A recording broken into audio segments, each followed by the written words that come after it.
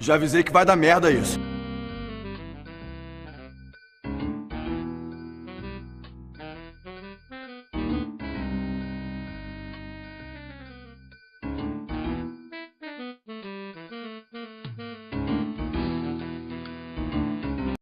Tá bom.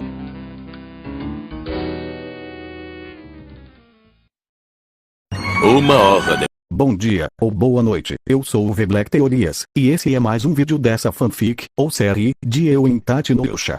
Bom, sem mais enrolação, vamos pros salves de hoje. Os consagrados de hoje são Black Up, Fênix, Kaique, Tio Ashura Teorias, Senhor Poseidon, Senhor Hades, Tio Kazutora Teorias, Lágrimas Masculinas, Cristiano Delfino, Tac Games. Com isso, podemos então iniciar esse vídeo. O que teria acontecido se eu fosse para o mundo de Tate no Yusha? Episódio 5. Recapitulando o episódio anterior. Eu adquiri um lobisomem como servo, formei uma certa amizade com ele, e ganhei a joia da realidade. Agora sim, podemos de fato começar essa bagaça. A história continua um dia após o episódio anterior, com a rainha de Milromark, esposa do rei, conversando com uma de suas agentes secretas, enquanto que suas servas lhe colocavam um belo vestido.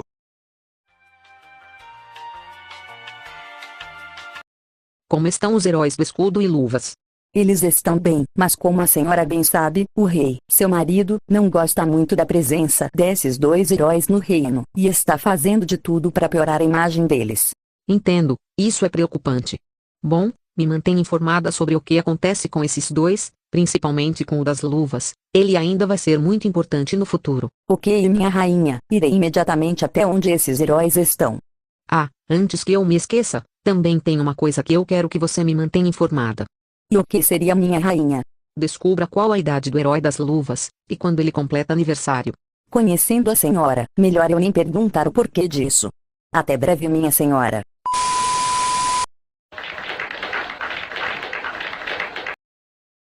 Enquanto isso, no castelo do rei, eu e todos os outros heróis cardinais estávamos lá para receber as nossas recompensas, mas como já era de se esperar, o rei não quis dar um único centavo ao Naofumi e eu, e por conta disso eu acabei fazendo uma cara de psicopata, e comecei a apertar os punhos, me preparando para encher a cara do rei com hematomas. E assim, o rei, temendo perder a maioria de seus dentes, dá a nós uma recompensa justa, me fazendo ficar calmo novamente. Depois desse ocorrido, eu saio do castelo junto com Naofumi, dizendo com um sorriso estranho no rosto: até mais, coroa, da próxima vez que fizer isso, eu arranco seus dentes um por um. Rei em seus pensamentos. Malditas sejam essas luvas, só não mandei matar esse miserável ainda, porque segundo as lendas, se o portador das luvas se enfurecer demais, uma catástrofe pode acontecer. Chegando no vilarejo de Lute, um comerciante estava de passagem naquele lugar, e como eu estava com muito dinheiro, decidi comprar alguns itens, sendo eles um livro de artes marciais avançadas, e uma porrada de anéis mágicos, dos quais aumentavam em muito as minhas reservas de mana. E quanto ao Naofumi, ele comprou um livro de magia para iniciantes. Durante alguns dias, ocorreram os seguintes acontecimentos. Eu treinei bastante o meu físico e técnicas de combate, agora podendo rivalizar em força física com Fenrir. E quanto ao Naofumi, bom, ele treinou um pouco, fez algumas negociações, e estudou um pouco de magia. Após uma semana de um árduo treinamento, eu fui chamado para um bingo que ia acontecer de manhã, e como a cartela só custava uma moeda de prata, eu comprei uma e fui participar. E para minha surpresa, eu ganhei o maior prêmio daquele bingo, que era uma carroça velha. Quando a Raftalha vê a carroça que eu havia ganho, ela olha para mim e fala: olha só, você ganhou no bingo, que legal.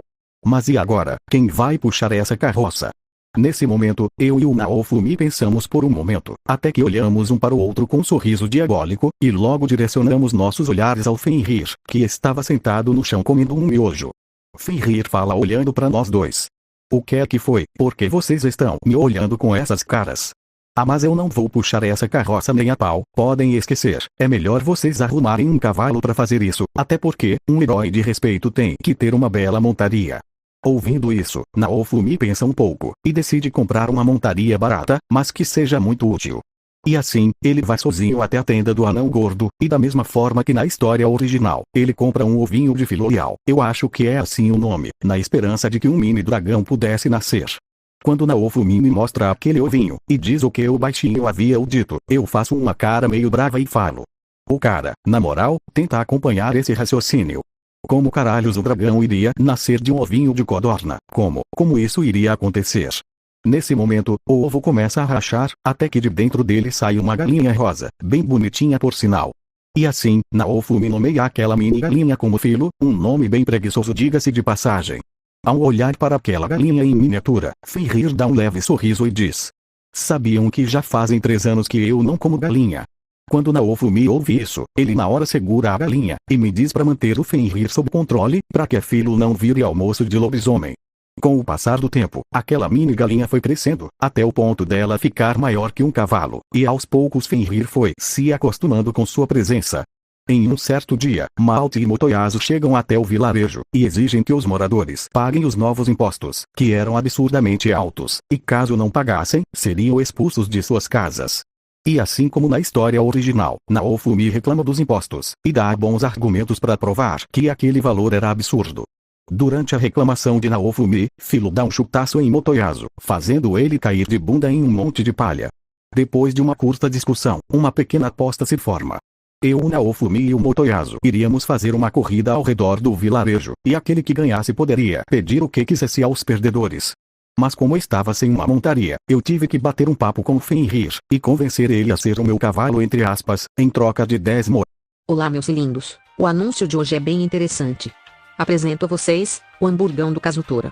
Ele é enorme, bem temperado, o pão está sempre na validade, os ingredientes são frescos, e o melhor, a carne do hambúrguer é de frango.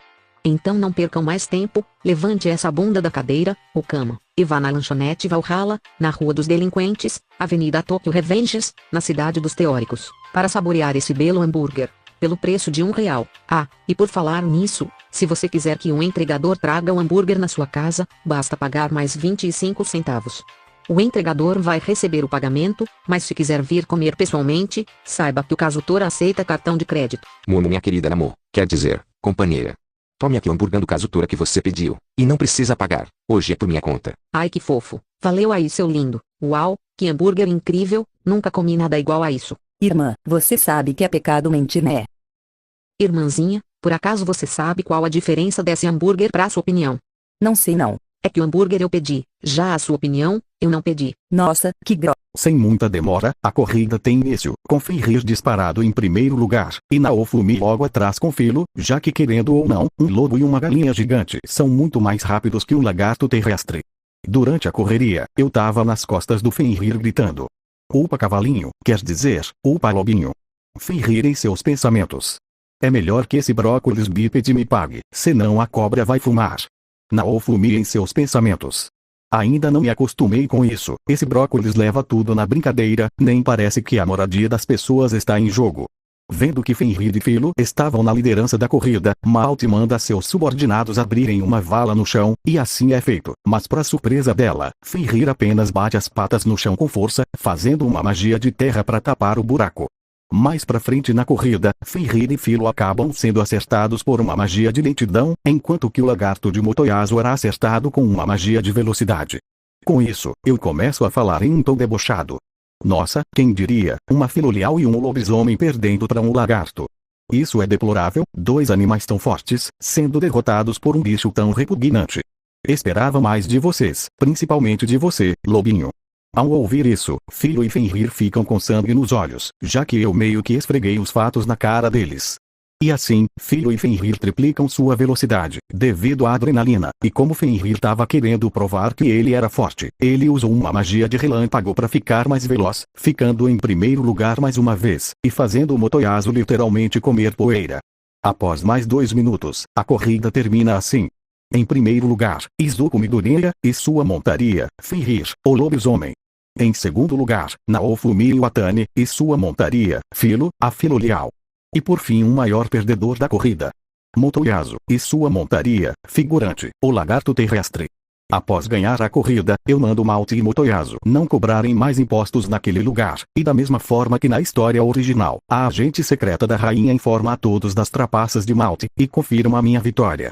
Quando Malte e Motoyasu estavam indo embora, o Fenrir diz uma coisa ao gado de lança. Ei, ô moleque de lança. Na moral, tu é um pau mandado de mulher, até hoje eu não vi ninguém ser mais gado que tu, larga essa sirigaita e arruma uma mulher que preste. Depois desse ocorrido, Filo começou a puxar a carroça que eu havia ganhado, e ao passar de alguns dias, ela foi ficando cada vez maior, até o ponto de virar uma galinha baloufa gigante. Em uma certa noite, enquanto eu e todos os outros dormíamos ao redor de uma fogueira, a lua estava da cor do mel, e tanto Fenrir quanto Filo, inconscientemente ganharam uma habilidade nova. No dia seguinte, eu, Naofumi e Raftalia acordamos, e logo demos falta de Filo e Fenrir, já que ambos não estavam ali, mas logo tomamos um susto ao ver a seguinte cena.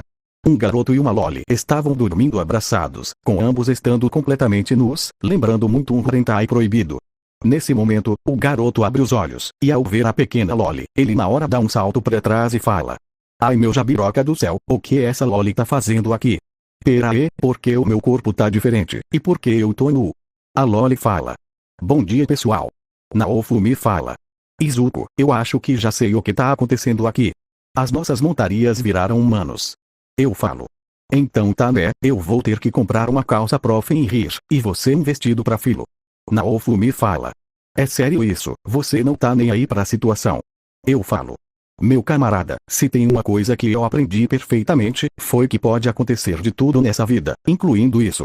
E aliás, eu tava lendo um livro recentemente, e nele dizia que os filoliais raros podem virar humanos, mas isso depende da idade do animal." Depois desse ocorrido, Filo se transforma em uma galinha e puxa a carroça, enquanto que o resto de nós subia na carroça, com Fenrir ainda na forma humana, sendo um completo sem vergonha, não se importando de estar nu do lado da Raftalia. Durante a viagem de carroça, eu ouço uma voz na minha cabeça dizendo: "Venha aqui meu jovem, tenho um presente para você." Nesse momento, quando olho para uma caverna que ficava ali perto, eu vejo um espectro entrando na caverna, e acenando para mim, como se estivesse me convidando a entrar naquele lugar. E assim, eu desço da carroça e vou até a caverna, por pura curiosidade. Quando entro na caverna, eu vejo que lá havia um túmulo com uma lápide, e atrás do túmulo havia uma cachoeira/fonte, como se fosse uma decoração. Na lápide estava escrito: "Aqui jaz Thanos, o Senhor da Destruição, o terror encarnado, o implacável, o comedor de casadas, o fazedor de viúvas, o pirocudo, e primeiro portador da manopla lendária." E logo acima da lápide, havia uma espécie de manopla feita de ouro, toda rachada e sem muito brilho. Eu em meus pensamentos: manopla lendária. Se eu não me engane, as luvas cardinais foram feitas com o intuito de clonar a manopla lendária, e aparentemente, aqui foi onde morreu o usuário dela, e esta deve ser a sua arma lendária. Parece que isso foi um chamado do além, valeu aí Thanos, seja lá quem você for. E assim, eu encosto as minhas luvas naquela manopla, e imediatamente ela some, indicando que eu havia absorvido. Nesse momento, por puro reflexo eu me abaixo, evitando de ser acertado por um raio laser. Quando olho para a direção que o laser havia vindo, eu me deparo com um terrível monstro, idêntico ao Godzilla, só que com 5 metros de altura. Observação: vou chamar esse bicho de Godzilla. Continuando. Godzilla fala: "Saia daqui seu humanos de merda, e não ouse uma se aproximar da manopla de Lord Thanos. Peraí, cadê a manopla do infinito? Seu miserável, devolva-a, ou sofrerá a ira do Lord Thanos."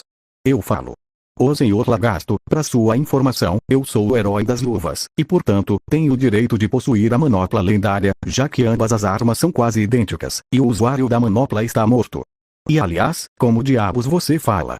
Godzilla fala: "Não, você não pode ter essa arma, ela é do Lord Thanos, somente dele e de mais ninguém.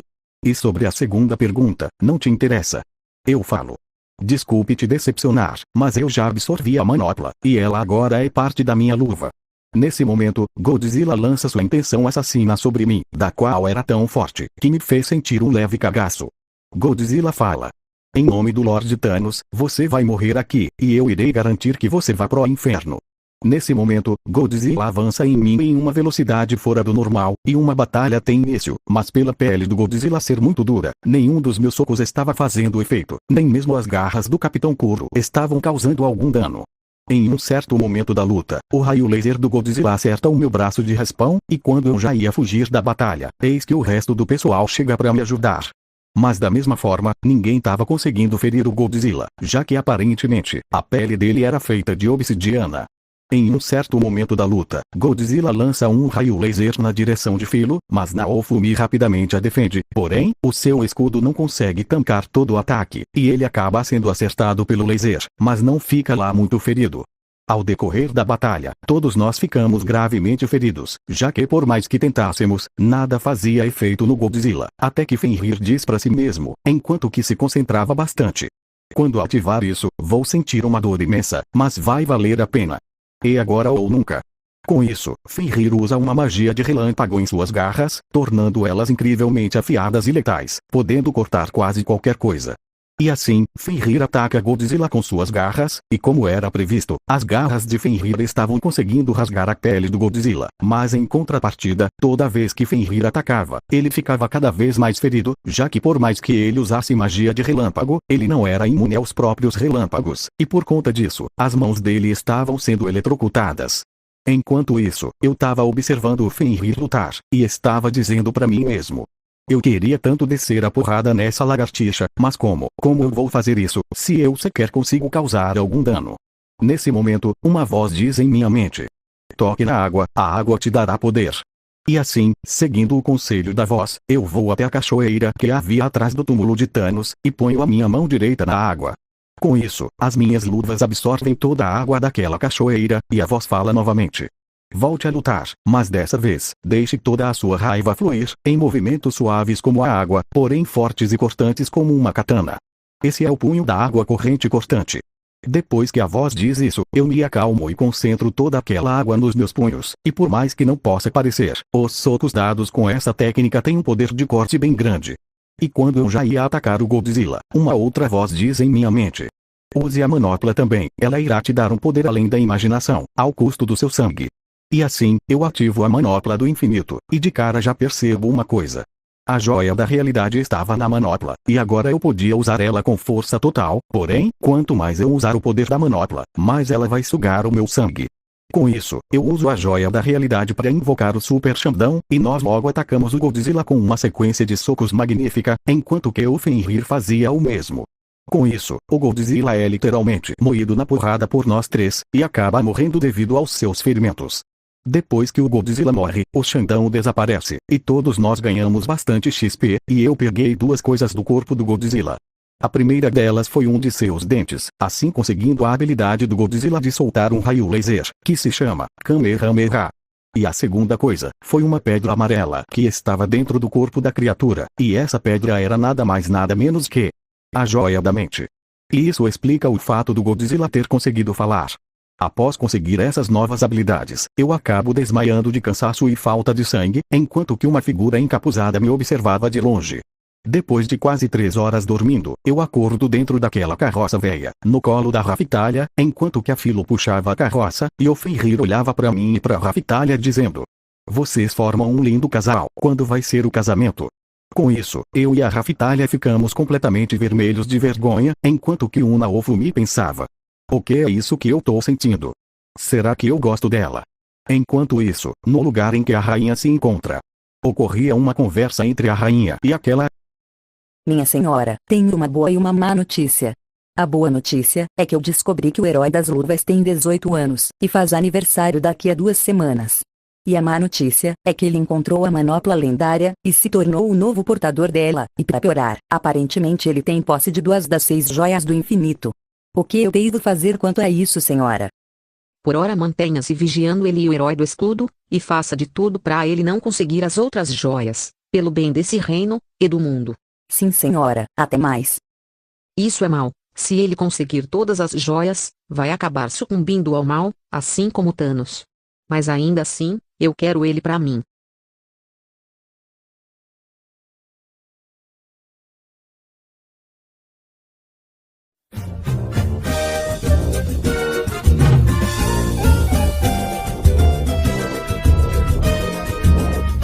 Chupa a cabeça da minha pica, vem me dar uma mamada, vem me pagar um babão, se morder vai levar um socão. Chupa meu pau, lambe meu ovo e a virilha. Vai com calma, minha filha, porque eu não quero gozar. Chupa meu pau, lambe meu ovo e a virilha. Vai com calma, minha filha, porque eu não quero gozar. Chupa o pau, ovo, virilha. Vai com calma, minha filha, porque eu não quero gozar.